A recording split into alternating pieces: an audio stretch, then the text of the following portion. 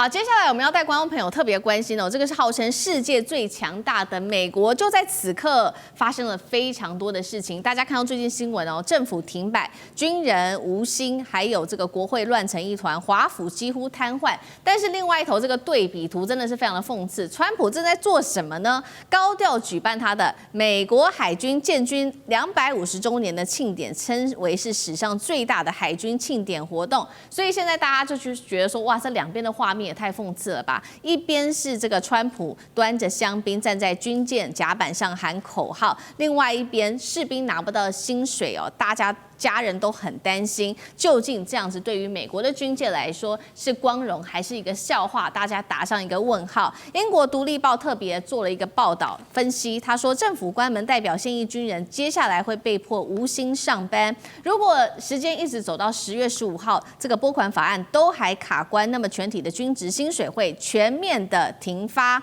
川普这时候大搞这个宣传秀，美国霸权是否已经危险了？委员怎么看？百足之虫，死而不僵。美国人呢，家底厚了一些，所以即使川普这样胡搞瞎搞，但是海军的战力没有太大的问题啊。现在他搞这个海军节庆祝啊，就是尽管现在状况啊乱七八糟，但是有节日还是要庆祝。何况这个可以彰显他的威风，他当总统需要这种威风凛凛的镜头来彰显他的权威啊。那至于薪水啊，美国的这个海军是叫做属于强制上班那一部分，也就是说，尽管这个薪水停发，还是要上班，不过他以后会被弥补的啊，他也不会被开除。可是现在美国有文职人员大概有75万，人心惶惶，因为他们可能就回不来，不能来上班，而且现在并没有无薪假，也就是不再发了。这个是一个美国现在的乱局，但是川普很成功的把这个问题推给民主党，变成民主党的过错。好，现在变民主党的过错了，杨老师又怎么看？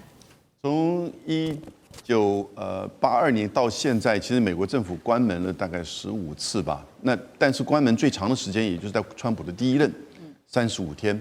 那之后呢，这一些至少像军队啊，部分这些强制服役的上班的人，他还是会拿回他的薪水。那这次这个政府关门会关多久，我们不知道。看起来大概至少1个礼拜以上跑不掉。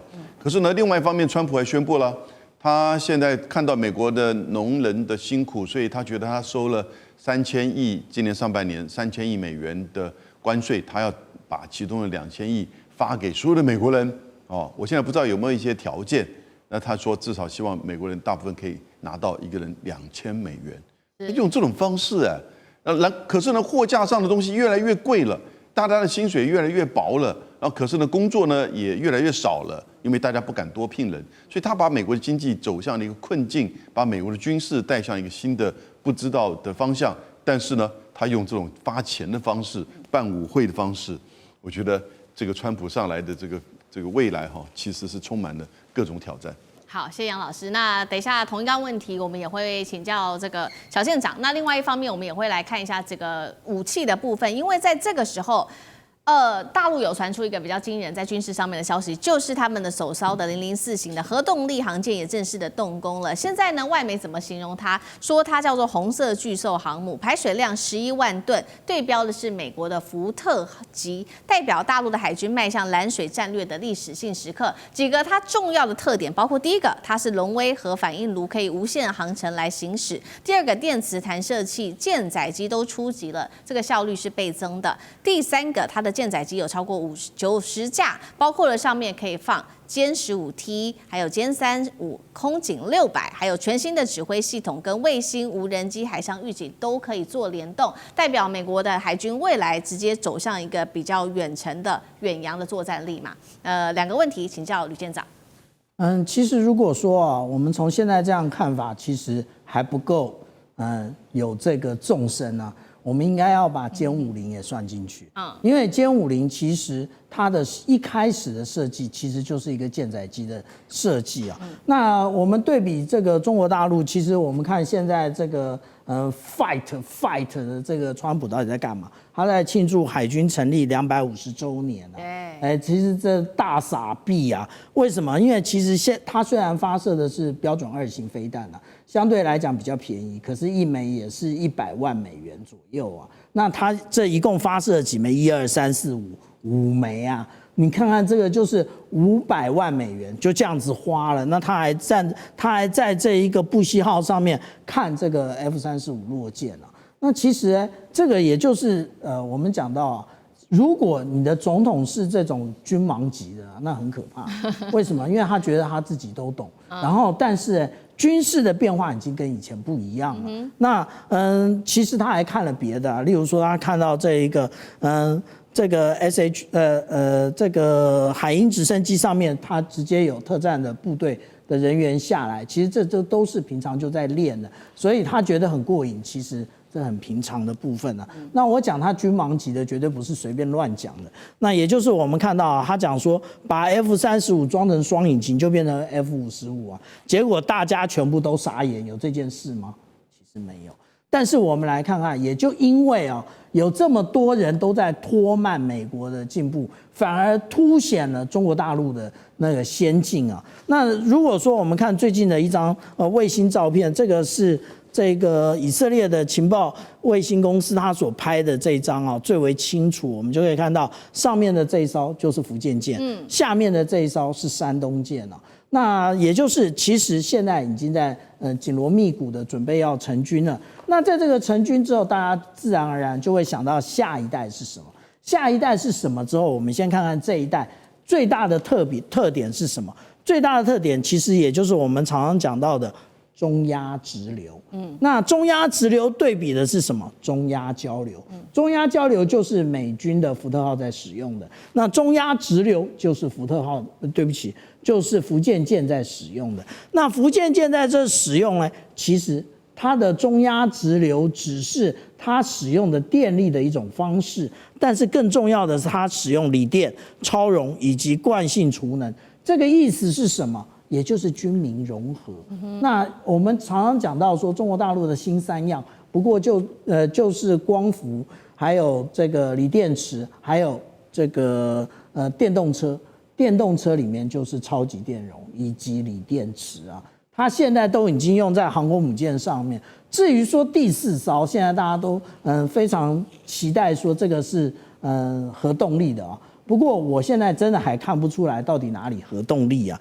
那我们这样讲，其实这个应该是我个人最早引起的话题啊。我在今年的1月14号我就讲了这件事，我就来看到了大连造船厂，它其实已经开始开工了。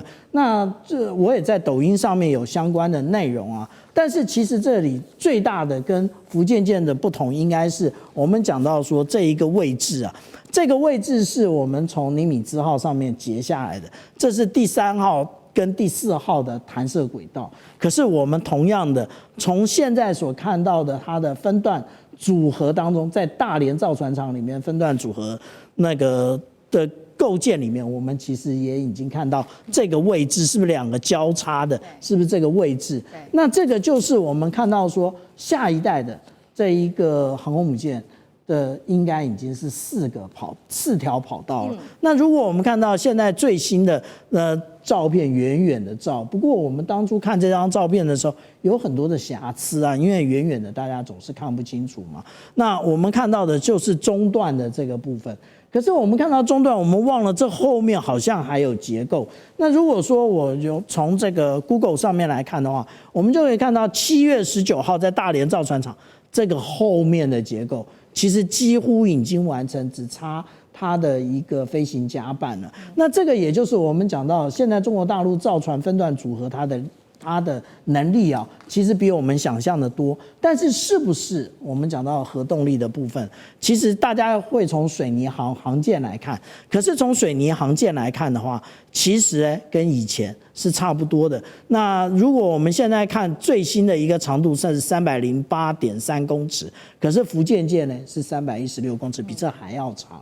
所以如果说以是不是核动力来讲的话，最重要的应该答案在这里啊，也就是中国船舶集团为什么它要利用熔岩核反应器来造这一个货柜轮？因为货柜轮现在它最新的，例如说比亚迪的，它有双动力来源，也就是它可以使用天然气，它也可以使用既有的这个柴油引擎。那为什么要用核动力？